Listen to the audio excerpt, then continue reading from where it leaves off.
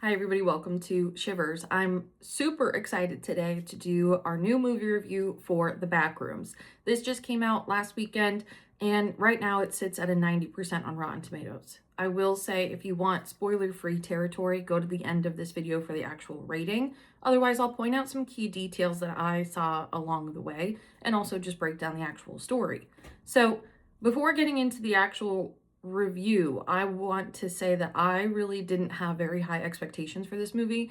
I've been a gamer my whole life, and Backrooms as a subgenre is one that I've always really appreciated, but I do think by this present point in time it's kind of overdone. Like when it first came out as a gaming concept and just a liminal space, super cool, super unique.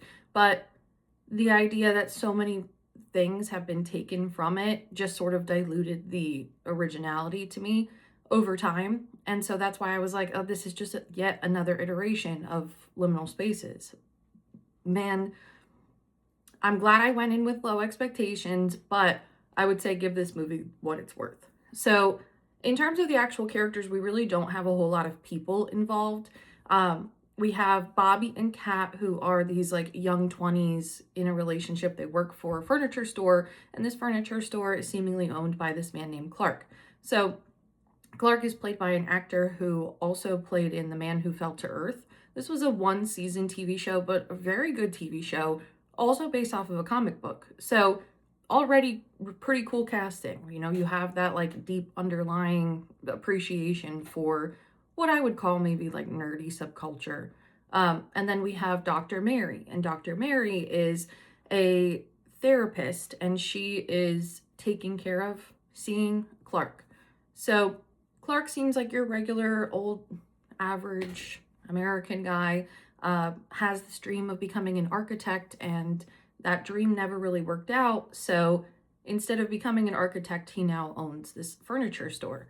And this whole thing is set in 1990, which I think is super, super smart because now you don't have a reliance on cell phones or anything like that. But Clark is going to see Dr. Mary because, well, I'm not sure what actually started it, but he had this fight with his wife, and his wife kicked him out of his house. And he is, I'm a good guy, and I don't deserve this, and I also pay for that house. And my wife is going through law school, and you know, what would happen if I stopped working? Then you wouldn't be able to go to law school. So I have to put all of my architect dreams aside so that you can go do what you want. But now I have this building resentment because you get to go do what you want, but I'm the one paying for it. So it's a very interesting dynamic between him and his wife, and we never meet his wife, which I think is super, super smart. But we kind of start this movie by him, I don't want to say being a victim because he doesn't necessarily feel bad for himself, but he has put himself in the nice guy seat for too long. And so now it's the idea of like, when is it my turn? When is it my turn to do something? And so Dr. Mary is like, well, you need to mix something up. You got to change something in your life in order for you to kind of like break free from that mold. Start simple. Just make one change. Essentially the idea of like go a different way to the coffee shop. So he tries to flip it on her, and he's like, what has, like, don't you need to do the same thing? You know, you're seeing me all the time. Like, are you perfect? And we get a flash over to her life. And everything that is like a flashback is relatively silent, which is also incredibly important, but really cool. And we see Dr. Mary as a child in what we can only assume is a paranoid schizophrenic's household of her mother's, and there's newspaper all over the windows and just junk, almost like a hoarder's house. But it's really not a good situation for young Mary. And at the beginning of the movie, we see Mary's childhood home getting destroyed by a bulldozer, and she takes the handprints that they left in the cement as sort of her like memorabilia souvenir from growing up in that house. So she is still, what we can only assume, like grieving the loss of her childhood taken away from her by her own mother, who we find out was then put into this insane asylum. Again, what we can only assume is an insane asylum, but it's really the idea of like poor Mary. So Now Mary's a therapist, but she still is going back to these cycles. She's going back to this house. She's taking a piece of concrete from her childhood. So it's important that she is mirroring him. Every single thing in this movie is all about reflection, is all about mirrors, the designs, the words, the verbiage, the sets, everything is a mirror, which is just incredible. I mean, from someone like me who absolutely loves hidden object games, who love watching Jordan Peele movies because I love watching the things that are in the background, this is just so satisfying. It's such a satisfying watch. And even in terms of the clocks, like every time that Clark goes to Dr. Mary's office, the clock shifts from like, call it a 1:45 till 3:35 to then 9:35. Like it's just that SAT type of pattern where it's like, what is the next block in this pattern? And they're doing that with the clocks, which is just, again, like from pattern perspective too, is so cool and unique. And I love the attention to detail. All of the lamps that you see are pretty much in this like triangle shape. So there's a lot of geometry that's being pulled in here as well, which makes sense because we're in an architect's playground. So everything's thought about, which is just so much appreciated. But anyway, so Dr. Mary at one point wants to do this exercise with Clark, and she's like, I want you to pretend that we're sort of in this like simulation, and imagine that you are coming home that night that you got kicked out of your house, and I am your wife. So I want you to talk to me the same way that you spoke to your wife, and I want you to be able to replay that conversation and tell me how you actually feel. So he gets really into it, and he starts yelling and raising his voice. And so now we are getting closer to the truth, where it wasn't just, oh, I came home late and I had a couple of drinks and my wife yelled at me and kicked me out. It's, I had probably a whole bottle to drink, drove myself home, made a ruckus, broke some glass, and then my wife got mad at me and I yelled at her and then she kicked me out. So we're getting twists of stories from someone who's the nice guy. And Dr. Mary's like, okay, great. We're getting a little bit closer to the truth and this is what I wanted. And, here we are. So in the meantime, she's still kind of giving him these homework assignments of like, mix something up, do something different. And since he's gotten kicked out of his house, he's been sleeping at the furniture store. So he keeps complaining about the electricity in the furniture store and saying like they're getting charged so much money. So this electrician comes out and he's like, well, there's 3 extra kind of like volts here in the electrical box. I have no idea what it's for. I'm just going to turn it off. Maybe it'll help. So that night after the simulation with Dr. Mary, Clark is laying in one of the beds, the TV goes off, and the light from downstairs starts to glow. And we know based on the commercial and also based on just sort of the trajectory of where this movie is going, that now it's almost the Coraline moment of it's nighttime, the only person around is Clark, time to go downstairs and go explore the back rooms. So Clark finds his way into the back rooms, and I really like that they didn't make it paranormal or even like glitchy. I mean, they made it kind of glitchy, but it's the idea of like there's just this veil in the wall, and you have to find your way and feel the wall in order to get back to the same spot. So he maps out this wall and he starts to map out the back rooms as he's walking around. We also began the movie with a little bit of what we assume is a flashback or an in the moment type of thing with the people in the hazmat suits, and they're running around with cameras trying to figure out how to get out of the back rooms and get away from these creatures. So a fantastic nod to the video game aspect of it. But so we already know that there are creatures in these back rooms. We already know that the hazmat suit people are here or have been here. So we know that Clark's not alone. So he goes exploring. He gets kind of scared. He goes back to the furniture store, and then he goes back to Dr. Mary. And he's like, so have you ever had to commit someone to insane asylum? And she was like, well, yes, but why? So he starts explaining the back rooms, and he's like, I really don't know if this is like a psychological break, but I know that I'm not imagining this. I've drawn it because I've walked it, because I've done it. And I just really want someone to kind of believe that this place exists. So, of course, she's like, no, this is crazy. Like, you walk through a wall to get to a magical building that has no windows. Like, no. So he's like, I knew you wouldn't believe me. I'm not going to come back. So he leaves, and then he takes Bobby and Kat, the two people who work for him, and he's like, you guys are going to help me. And earlier in the movie, we have him shooting this commercial, and the whole theme of his furniture store is this pirate. It's like Captain Clark's Furniture Ottoman Empire. And so they've done a commercial already. So we have the setup for how we're going to get a camera into the back rooms. So he goes to Bobby and Kat. He says, I need your camera. I'll pay you overtime. I really just need you to be here. So they get kind of scared, but they'll go with him. And as soon as they get into the back rooms, of course, it's what the hell is this? How do we get here? And he's like, I just want you to keep rolling and filming, which also I absolutely love because I love found footage movies. So now we flip from the perspective of the camera back to the movie itself. So we have two different styles of filming, which I think is just fantastic. So as they're walking around the back rooms, there's an area that Clark has not explored. And so he brings this rope and he's like, I want one of you who are a little bit smaller than me to go down there and I'll yank you back up.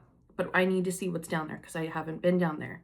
So Bobby goes with the camera down this sort of like a chute. It is filmed very, very similarly to As Above, So Below. As just sort of a side note, again, that is my all-time favorite horror movie. But I made my sister go see the Backrooms yesterday, and she said the same thing. She was like, there are certain parts of this movie, even in terms of the storytelling, that really reminded me of As Above, So Below, which I think is pretty cool. So as he's going down this, what I'll call it like a pit with rope around him, he sees at the bottom all of these different piles of clothes, and then this monster that we don't really get to see yet at this point. So we know that other people have died in the back rooms and that these are probably assumed to be their clothes, or at least a false memory of like a laundry chute, I would say. But then Bobby gets scared. He wants to be taken back up, and this is our first casualty of the night. This creature monster takes Bobby, rips him downstairs.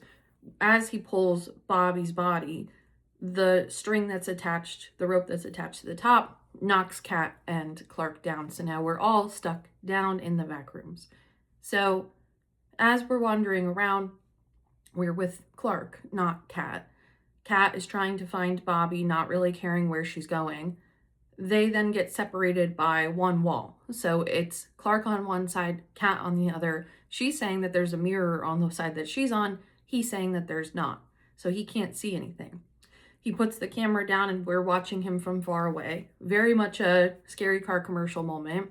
And this giant creature that has taken Bobby and has taken the hazmat suit person in the first place now picks up the camera, and that's the last that we see of Clark for the moment, and Kat. So we flip back to Dr. Mary, who keeps thinking about the back rooms and who also keeps thinking about her mother and how she grew up and how just like not a good memories, really bad memories that they were.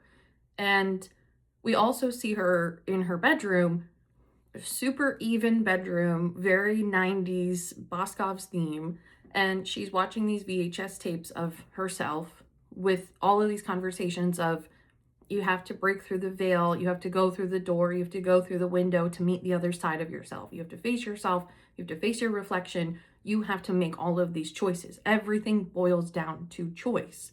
So, which I also absolutely love. So as she's watching this, sort of taking her own advice, she gets a phone call from Clark and she doesn't answer it. And on the voicemail, it says, I found the window and I'm no longer coming back. So now this is where it's cause for alarm for her to potentially call someone. So she decides to go to the furniture store.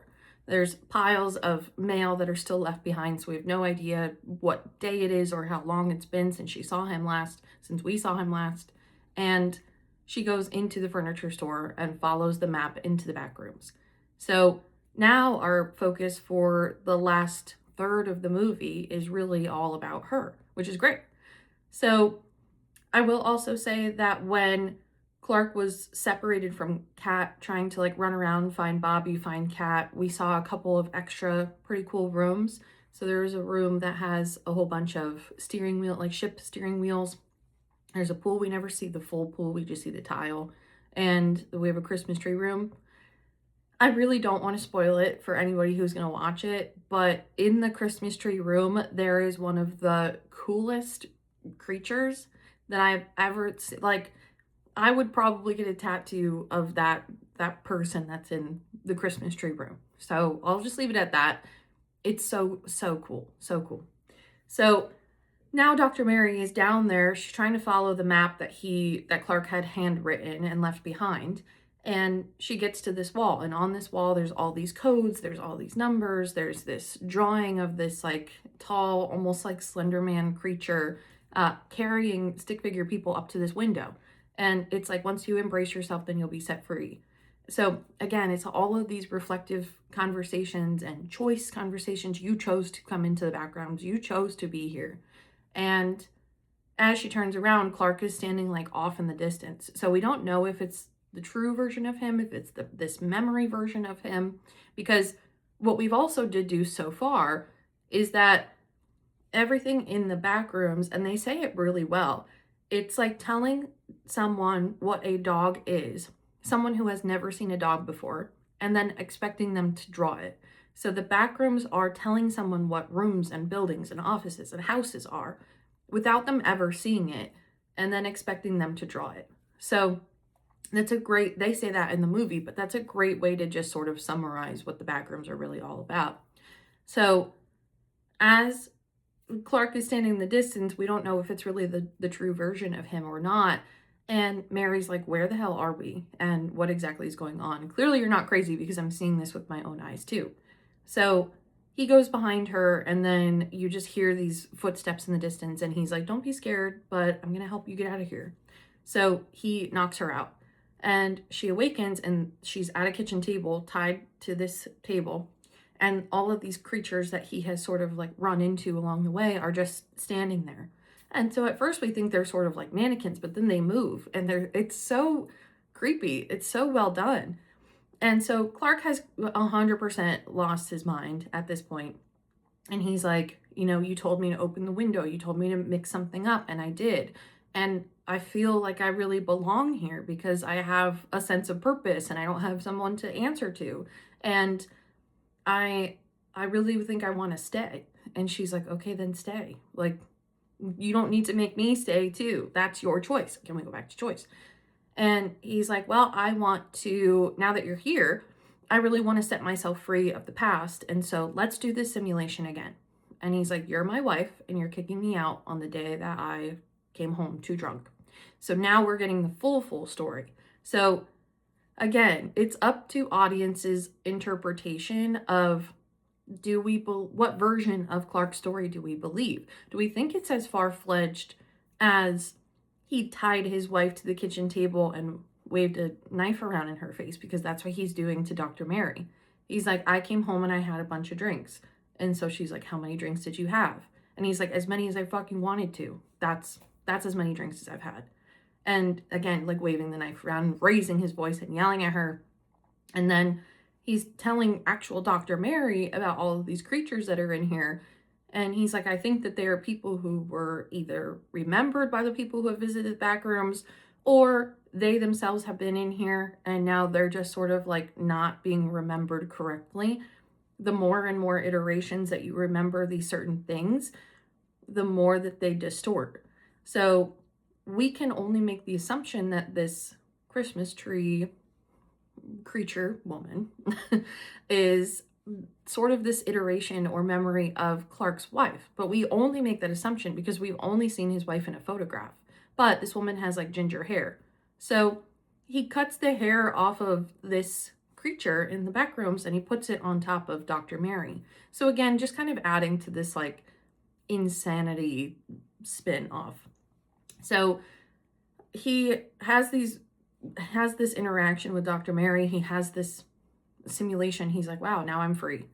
And this giant pirate comes in because it is meant to be Captain Clark's furniture outlet. And so this is the memory of the mascot of the furniture store. So Clark tries to talk to this creature and he's like, this is Dr. Mary. She's our friend. She's here to help. And we're going to let her go. But I'm going to stay. Don't worry. I'm going to stay. And these creatures don't have feelings. Again, they're just memories. And so this giant pirate just takes a chunk out of Clark's neck. So Clark is done for. Mary's struggling to get out of this chair up to be untied. She finally does, and then now it becomes a rat race, truly, through the back rooms so that she can try to escape.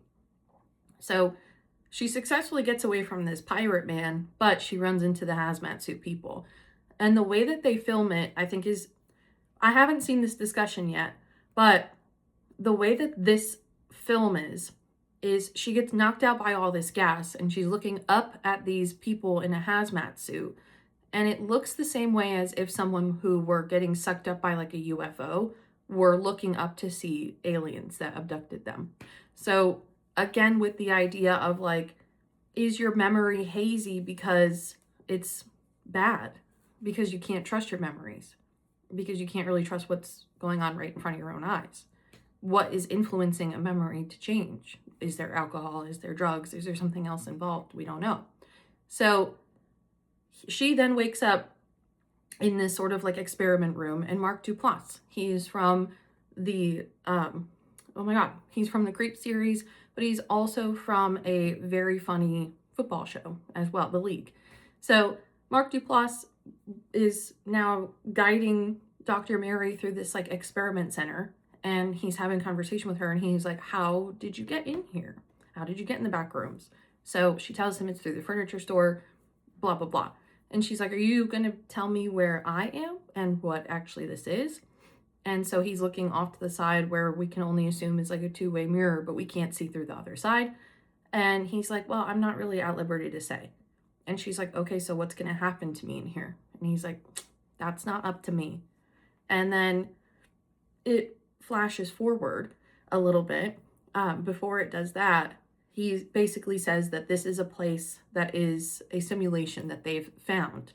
And it is indeed a place that has all of these like memories of itself. So it's constantly changing its iterations because it's remembering different things, but it's remembering them incorrectly. So that's why words are not fully correct. That's why people have extra eyes. That's why anything that you see in here is not 100% true, because yes, it's being remembered, but it's being remembered in the wrong iteration. So now she's like, well, what's going to happen to me? And he said, it's not up to me. And so now we get this blip back to her childhood home. The crane is through the front door, and then it goes down one level, and it's her house is put back together, but there's maybe less stuff around this hoarder house. We go down one more level, and it's only the couch in the living room. Down one more level, and it's the outline of where everything in that room was. Go down one more level, and it's empty besides for the front door. We then go through the door, and poor Mary, again, spoiler alert, poor Mary is there stuck in the back rooms with 10 fingers and 5 eyes. So now it's kind of confirmed that these creatures and these people that we have been seeing in the back rooms are people who get stuck in the back rooms, and who the backrooms themselves remember incorrectly. So I thought that that entire movie was fantastic. I think you do have to be a fan of the actual backrooms subgenre. It's very helpful if you played the games because you kind of know what to expect. I wouldn't necessarily show this game to or this movie to just anybody, anybody who's like a regular cinema fan. I don't know that they're going to really resonate with the backrooms besides maybe the psychological storytelling, but I thought it was really, really fantastic. It's extremely unique. To me, it's as if Wes Anderson kind of took over A24, which I think is really cool. Wes Anderson's great. But this was also helped by Osgood Perkins, and I didn't even know that he was involved in this either. But all the credit is going to Kane Parsons, which it should be. So in terms of the story itself, in terms of the actual rating that I gave this movie, I gave this story a 5 out of 5. I think that this is super unique. This gave me the same sort of satisfaction, especially at the ending, as Heretic. And I don't say that lightly. Heretic has now become my top 3 favorite movies of horror. And the ending, the storytelling, the details, everything I can look at, I love it. I absolutely love it.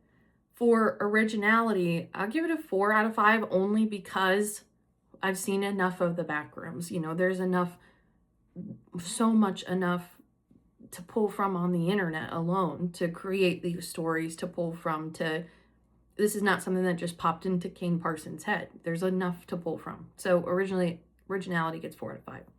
Acting is where I think I would have given this movie like a 5 out of 5 if the teenagers weren't involved. Again, they're like in their 20s, but their acting was so cheesy to me. And I think that that is partially the point because it's meant to have that sort of slasher feel. But I thought that that really took away from just the exploratory treasure hunt of the Backrooms. So for acting, I'll give it 4 out of 5. For production, that is what sells this movie, is 5 out of 5. All of these sets are practical sets. They are actually made. They were saying the actors were getting lost in the back rooms. You can't get better lore than that. And there was even a conversation, an interview with Kane Parsons where he was like, I do not want this movie to turn into lore, you know, the lore of the back rooms and kind of everything that I was saying. Like, there's so much done with the back rooms that this can't be something that just falls into that genre. Unfortunately, but fortunately, I do think it does because it's just so on the nose of what it is that I think that's fine. I don't think that that's a bad thing. And then for scares, this is not necessarily a scary movie other than the actual phobias. So there are almost every single one of the phobias is really pulled from in this movie, from in a reflection of a show or a hole in the ground or a design in the room. I do think that there's a lot of phobia exploration, not a whole lot of general jump scares or anything like that. So someone who's a scaredy cat can definitely go see this movie, but maybe somebody who is not 100% mentally well, I would maybe put a little bit of an asterisk there. But either way, for that reason, gave Scares a 4 out of 5. But again, I want to clarify that I wouldn't call this like a scary movie. So all in all, we get 4.4 out of 5. This is the highest rated movie of 2026 so far. So I'm really glad I saw it. I'm really glad that it's out there. Even with Obsession and Backrooms now getting all of the hype and the praise for sort of bringing the horror genre to a more modern audience, I think that that's great. And I'm really happy to see it. I'm really happy to see it all come to life. And I can't say anything better. I'm really excited. Next, for all of June, we're going to do every Wednesday as a movie review instead of podcast episode. Well, for the podcast episode, I should say. So next week, we're going to do Scary Movie 6. Not necessarily much to review, but we're going to talk about all the movies that were in Scary Movie 6 and what to kind of expect there moving forward. So thanks as always for watching, for listening. If you haven't gone seen the Backrooms, go watch it. I definitely put the Shivers stamp of approval on the Backrooms for sure. So let me know what you think. Let me know if it's worth the hype.